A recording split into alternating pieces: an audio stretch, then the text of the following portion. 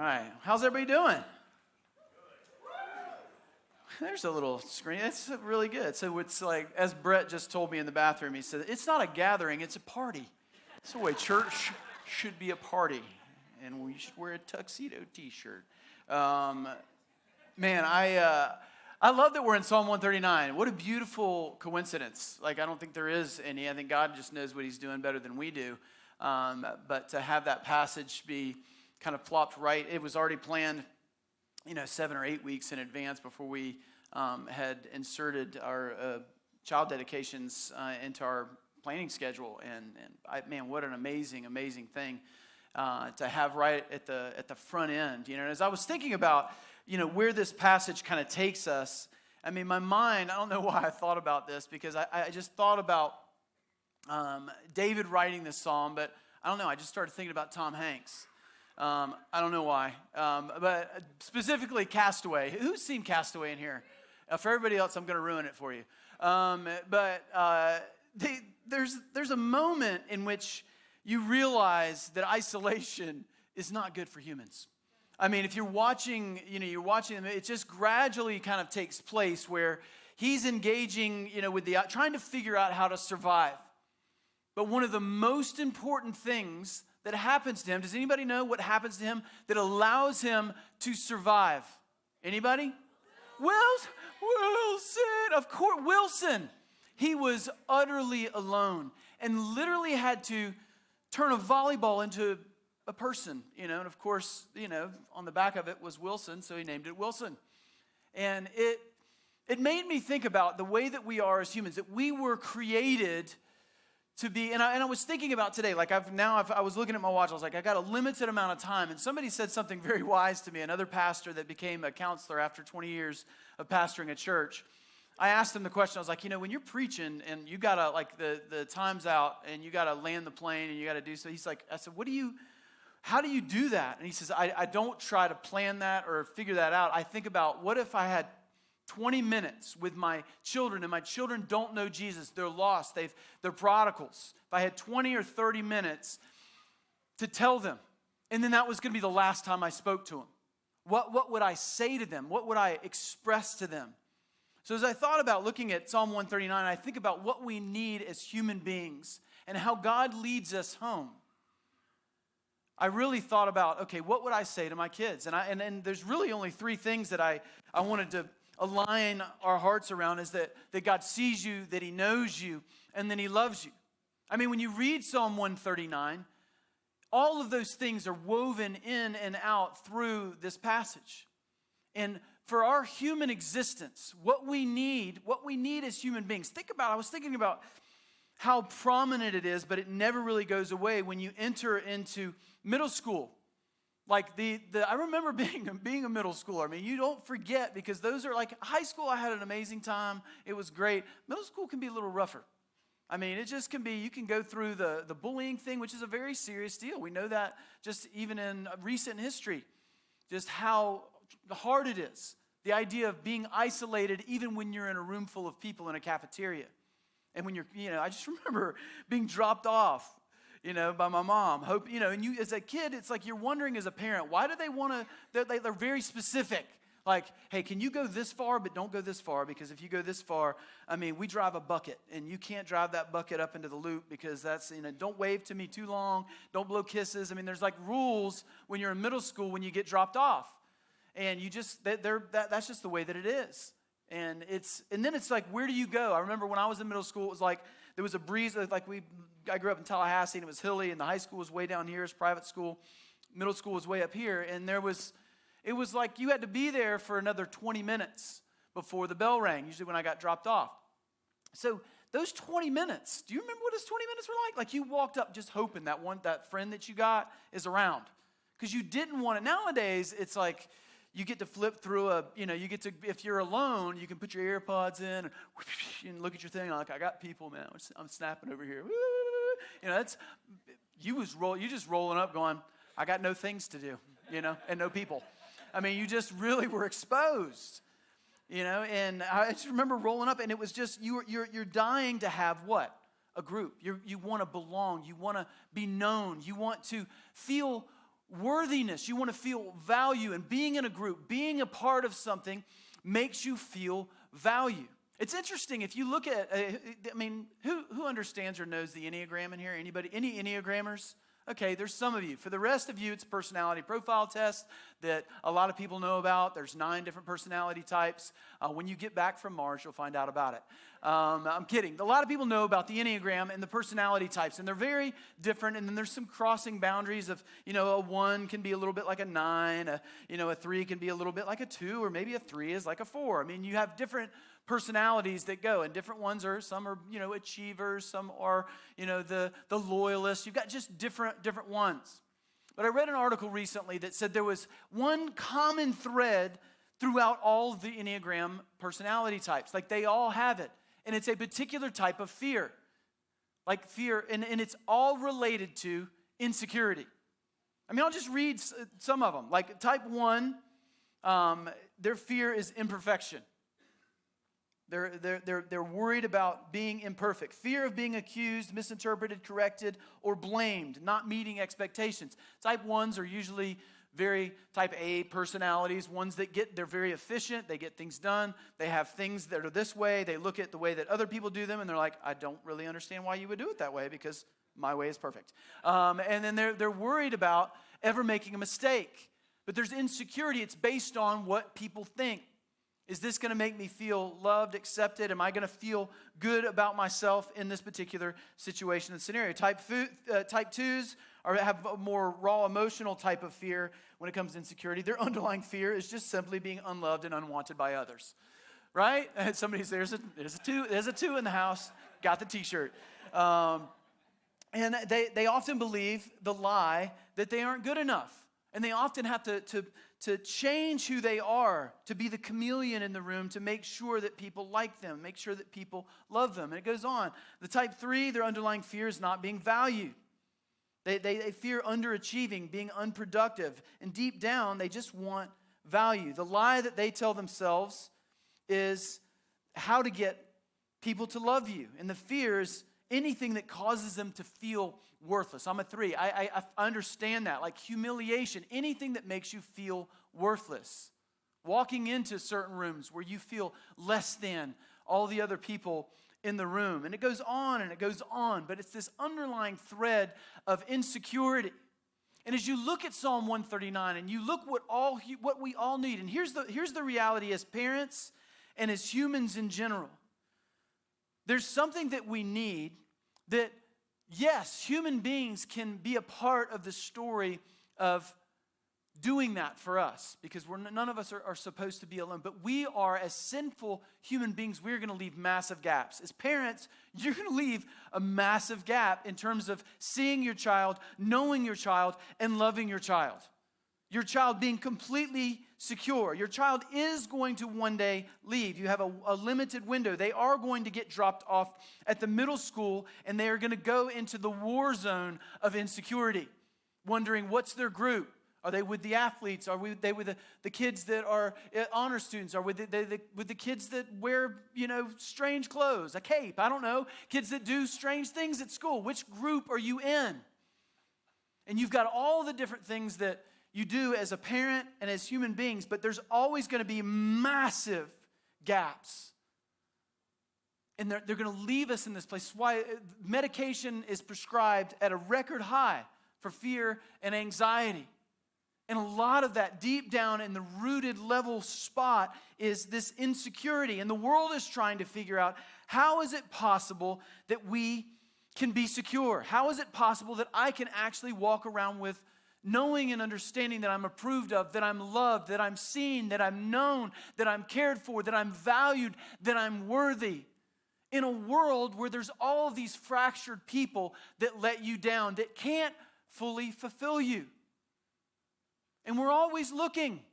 No matter what you do, it doesn't matter how rich you get, you can reach for it as much as you can. If you don't believe in Jesus today and you've walked in here, the one argument that we wouldn't even have, that you would agree with, you'd say, look, if you left here and all of a sudden you became extremely famous, you had all the money in the world, you would agree, because of what we've seen in the past, maybe you've walked through it or you've seen the world walk through it, It's not going to fulfill you. It won't fill in those places of insecurity.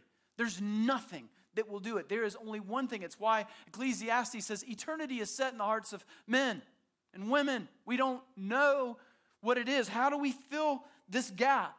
And there's one answer to that question, and it's Jesus and only Jesus. It is God in heaven himself, who we've been separated from because of our sin. So as we dig in and we look at this, the first thing that we see in this passage, pretty straight away, is that God sees you. That he sees you. Wherever you go, wherever you roam, however far you go, wherever you end up, we need to be seen. I mean, there's a reality for you and me. We know it just because of the way that we are and our personalities, that we need to be seen. And what I mean by that is there's a deeper intimacy, but just seen. Like, I just want people to see me. As a kid, you want that. I mean, moms, you know this is the irritating thing. Look at me. We've talked about this. Like, look at me. Hey, mom, look at me. Mom, look at me, mom. Look at me, mom. Look at me, mom. Look at me, mom. Look at me. Look at me, mom. Look at me, mom. It just keeps going and going and going. And you're like, But you did it. I still do. I'm 50, and I still want to be seen. Maybe this is just a raw moment. I was surfing the other day, and it's kind of good. It wasn't like super huge because I'm getting older, and super huge surf kind of, makes me nervous. Did I say that out loud? I shouldn't say that. Man card gone. But like it was like a chest high day, really fun. It was like Disney rides. It was easy. It was a great day to learn, and it makes people that surf okay feel like they know what they're doing. Like it's one of those days you're like, man, I'm actually pretty good at this thing. And I was surfing, and I caught a really long wave, like just a left. I'm goofy foot. I was just cruising up, down, big sweeping bottom turn, top turn. I'm like, am I really doing this? I am actually. Did something just happen? I'm really good. And then I finished the wave, and then you get what version of a barrel you get in Jacksonville, a little splash over the head, and then got around the other side. And of course I get done, I'm looking to the shore like, woohoo! Like, I hope somebody saw that. Like, did y'all see that? Like, did you see what happened? Maybe it's on the report. I'm going to look at that later, see what happened. It never really goes away, our desire to be seen. And it actually is wired in us. I mean, from a psychological standpoint, it's called, for children, it's called attunement.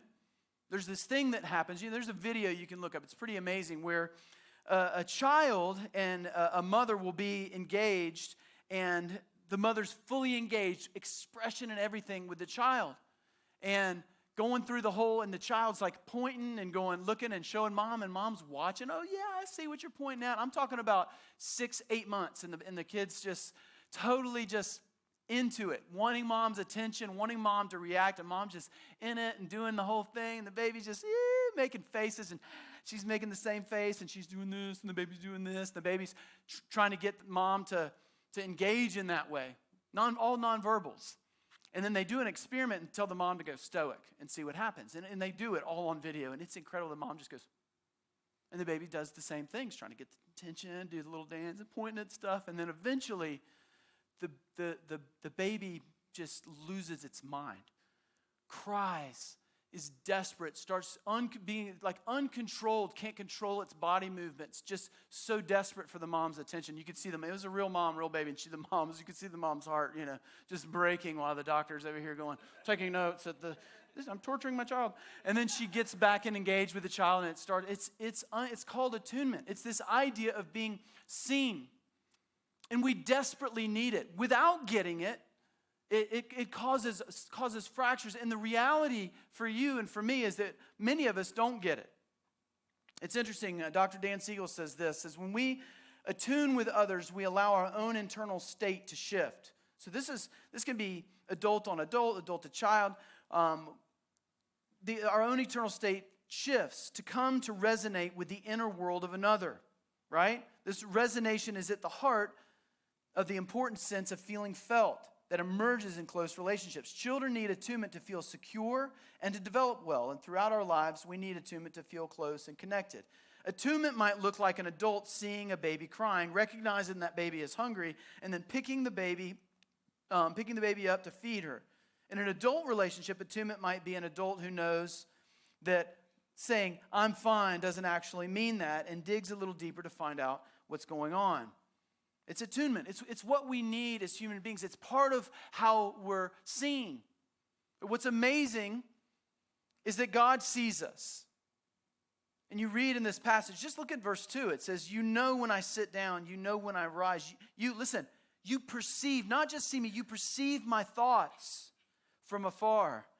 You discern my going out, my lying down. You are familiar with all of my ways. I mean, God doesn't just look at you. He sees you. He perceives you. He's familiar with your ways and needs. He's seeing you is not separated from his perception of you. And he fills in, not only he overwhelms the gaps that we engage in with one another because he sees us. When I read this psalm, it's not just about being amazed by how amazing and how big God is, because a lot of the psalms lean us that way, and this one does too.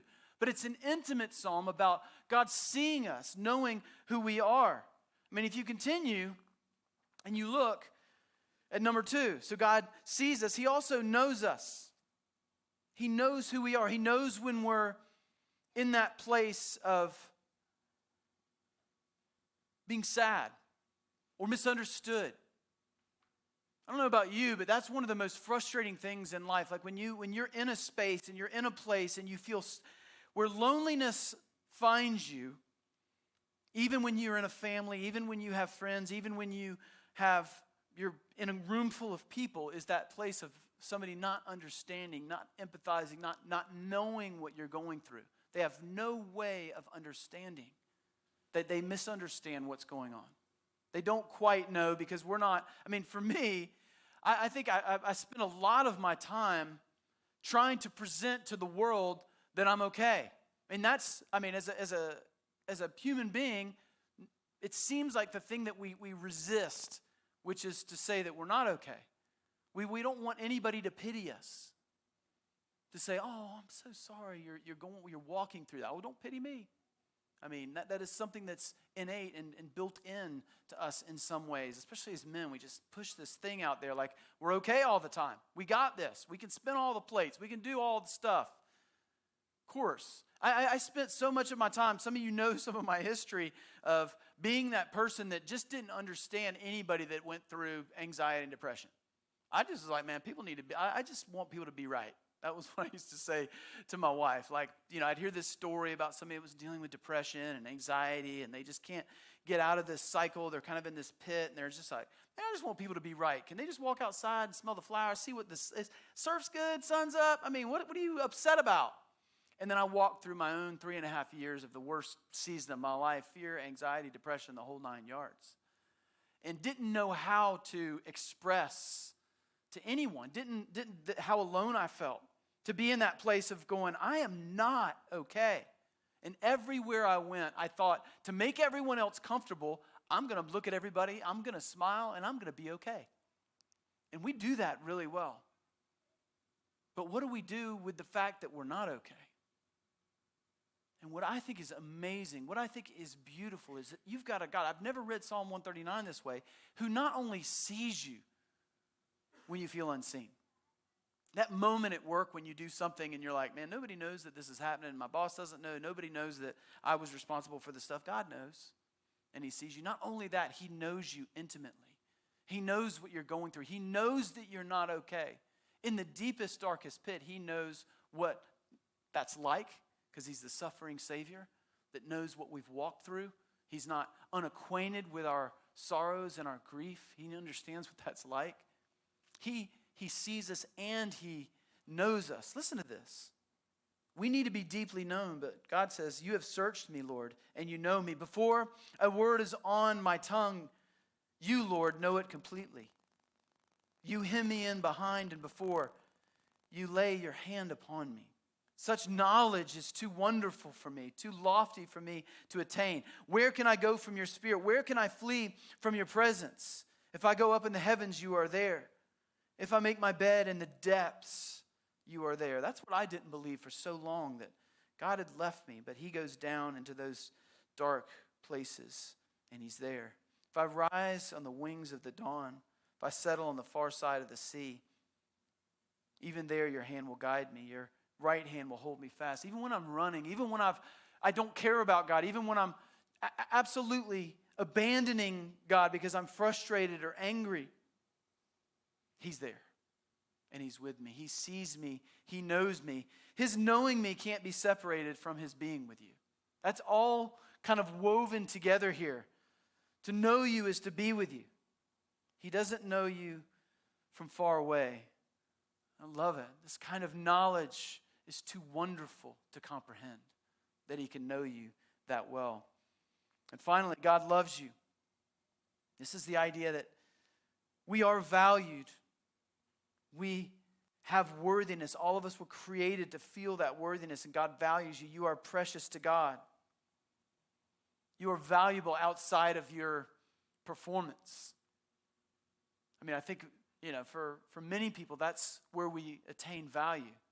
However we look, what group of friends we have, what type of house we have, what cars we have. I mean, we live in a society of, you earn your value. You earn your worthiness. But we see in this passage that God loves you beyond those things. He loves you even knowing everything about you. I mean, I thought about this. Like, everybody has secrets. And when I say secrets, I'm talking about, secrets. Like, everybody in the room. And even the person that you are the closest to, there's still something that you've held back. Every human being. Just read an article about that. Like, the mind and the brain, there's certain things that happen in the brain that you've thought that are locked in there that you have not released to any other human being. It is in there. It is in there. Everybody has secrets. But God knows them. God knows every single solid. He knows everything that's amazing about you, everything that you've done amazing that nobody knows, but He also knows everything that is rotten to the core in our sinful nature that you've done, that you've thought. The things that you might have thought before you walked in here, the 10 minutes that you were walking in here. Maybe you looked at somebody and thought, man, I can't believe she wore those shoes to church. He knows that you thought that. He knows it all. Everything. And still, He loves you. He sees it, He knows it, and He loves you.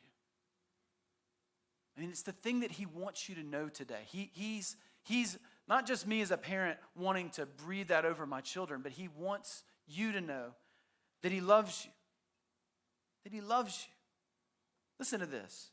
Verse 13 says, "For you created my inmost being. You knit me together in my mother's womb. I praise you because I am fearfully and wonderfully made. Your works are wonderful. I know that full well. My frame was not hidden from you when I was made in the secret place, when I was woven together in the depths of the earth. Your eyes saw my unformed body. All the days ordained for me were written in your book before one of them came to be." Before you did anything of value, before you performed anything, before you looked a certain way, He knew who you were. He loved you. He created you just the way you are.